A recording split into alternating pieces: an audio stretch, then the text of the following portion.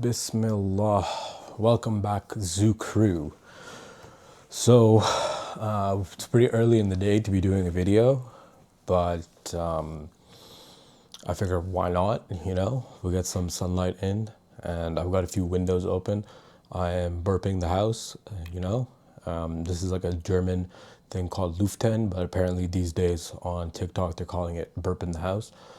And especially just because like I'm in a basement apartment, it's good to get some fresh air in here, and plus like if I'm spending a lot of time indoors, this is really the only way I would be getting fresh air, However, I got a viewing tonight. I'm going to be going to check out a condo downtown, and it's in a pretty nice building. It's probably in one of the nicest buildings downtown, and or at least used to be. Like when I was in university, like 90 George, that was the building, and so like the other building I was looking at, it's on Dali, so like Art House slash Le Germain, but the realtor is somebody that like my family has had a bit of a bad experience with, so it seemed unlikely that that would work out, especially just given that didn't call me to set up a booking regardless of like whatever happened in the past. So it seems like his ego matters to him more than his commission, so his loss.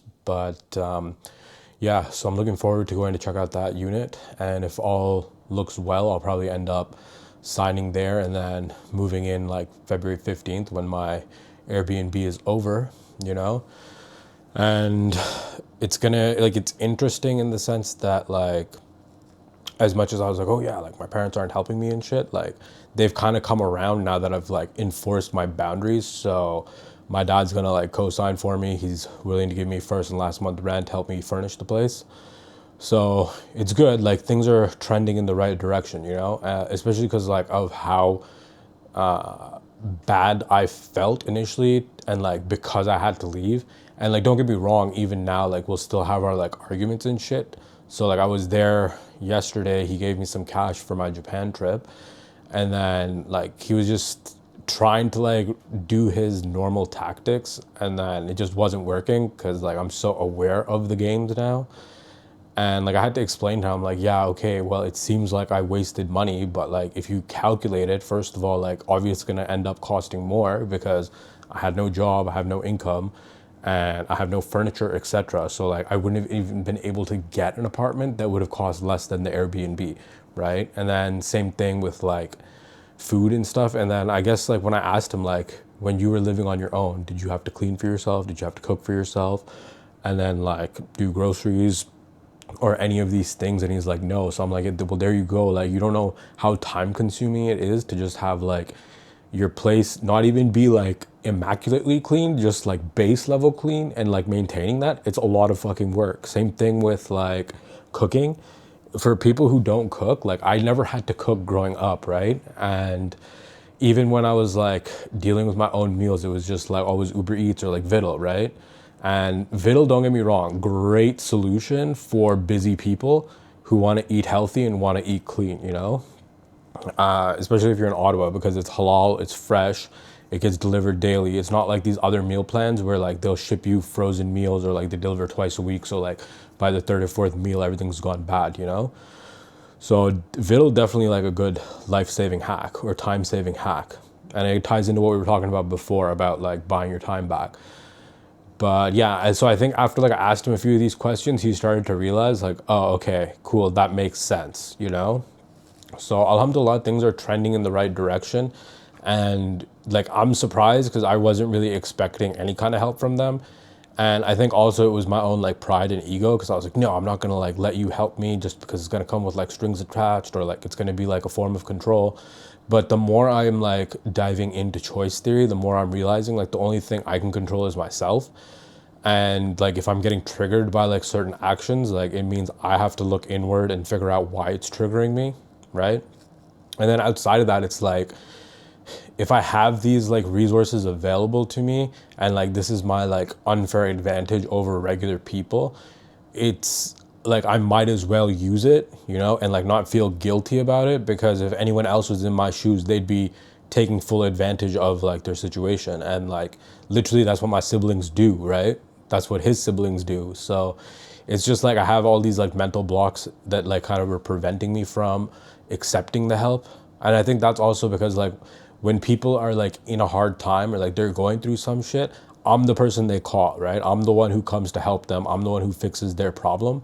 And like people like that, you generally don't have somebody that you can call to help, or like somebody who's going to come and fix your problems, right? So you develop this like hyper independence in the sense that like you don't rely on anyone, or like you tell yourself you can't rely on anyone and you can't depend on anyone. And I think it also ties into like trust, not being able to trust other people, or like having been let down so many times, or just having these like expectations in your mind that other people will treat you the same way you treat them.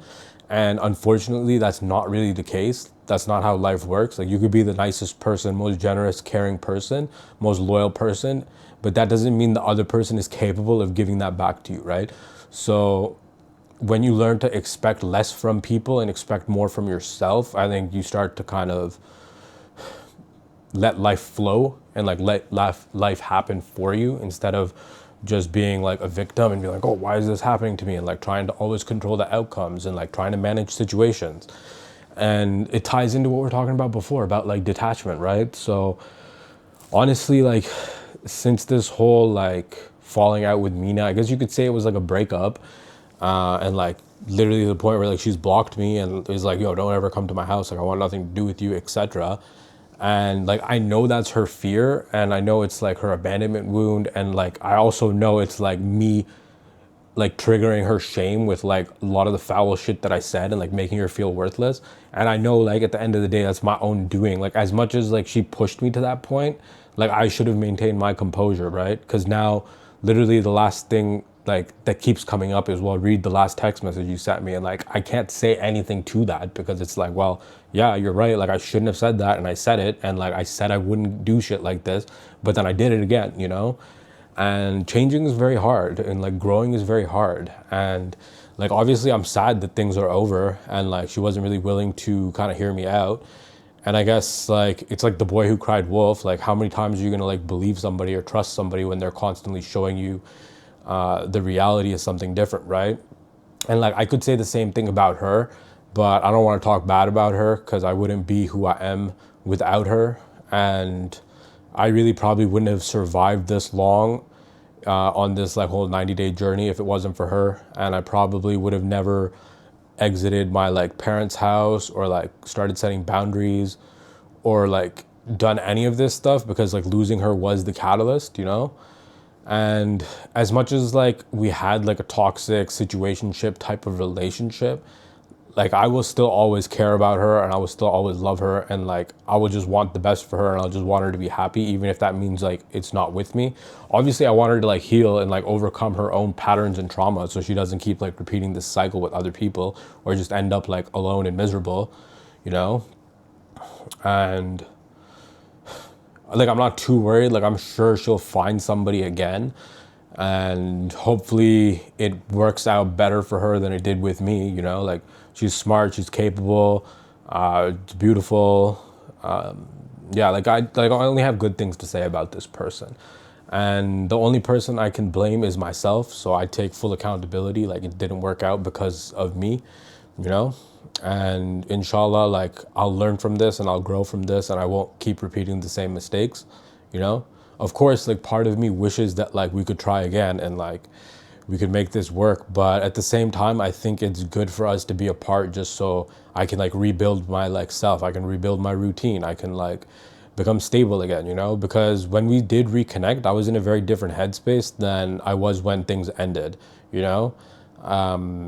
She pretty much became the whole center of my universe again, and I guess that was like overwhelming for her. And as much as like it would like really it came down to like our two traumas, and like our attachment styles just kept clashing.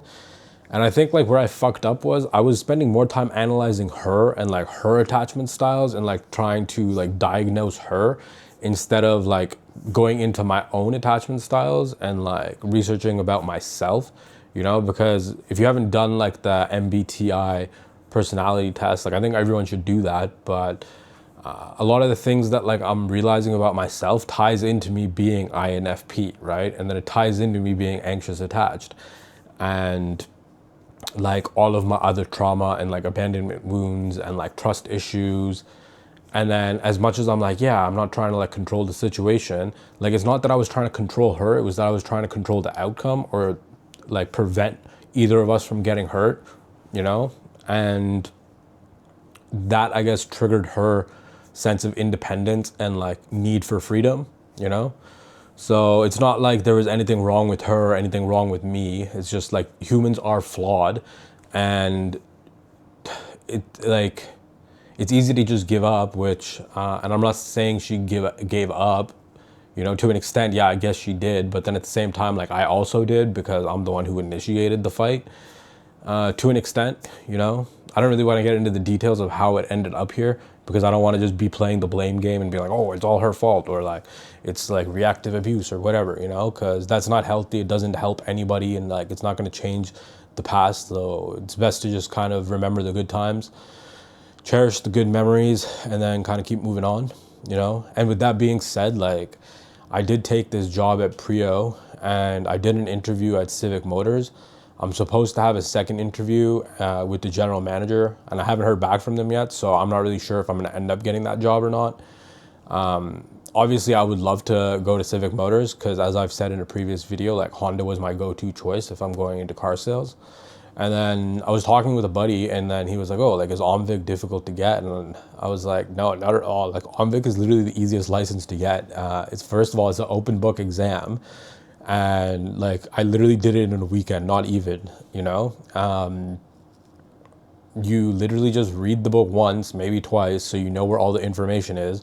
And then you take the exam, and like, once you've read the book one or two times, you'll know where to find the answers.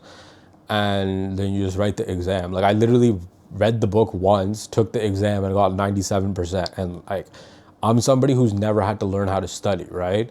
So I just literally brute forced my way through high school, elementary school, university, and I never learned how to study, especially because like the way I work, or like the way my brain works, if I understand something and I learn something, then it's just in my head, you know? So I don't have to like memorize facts. And this is another concept from choice theory, right? Where there's a difference between schooling and education, or like math and calculation. And the system is designed to prevent people from becoming lifelong learners, because they're not really interested in educating you. They're more interested in schooling you.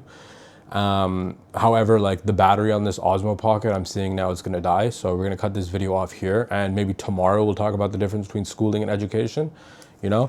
So yeah, I'm gonna try and be productive. I'm gonna try and just stay regulated and keep moving and like have momentum, just because I know if I try and sit still, all of these emotions and like feelings are gonna start coming up, and then I'm gonna feel dysregulated, and then next thing I know, like I'm not gonna get on the flight to Japan. And I know like going to Japan for like a week, just a little over a week, is gonna be really good for me, especially because like I'm gonna get to reconnect with Damon, and then this is again like iron sharpens iron, so we're gonna be able to like bounce ideas off each other, talk about business, just explore very like culturally rich country, you know? And again, it'll like keep my mind distracted or like busy from whatever shit I just went through. So I guess the final lesson being, if you try and love somebody who's emotionally unavailable, you will get destroyed. And like the irony is, I used to be the emotionally unavailable person, and then karma decided to show me what it's like to be on the receiving end, you know? And again, like I do not have any bad feelings or like ill will towards Mina. Like I will always have a special place for her in my heart. And who knows, maybe one day like our paths will reconnect, or like we'll cross paths again, you know? So I don't want to ever say anything bad about her. So yeah, Zoo Crew, that's it for today. I hope the lighting in this ends up being okay, just considering I have the blinds open. But yeah, peace out.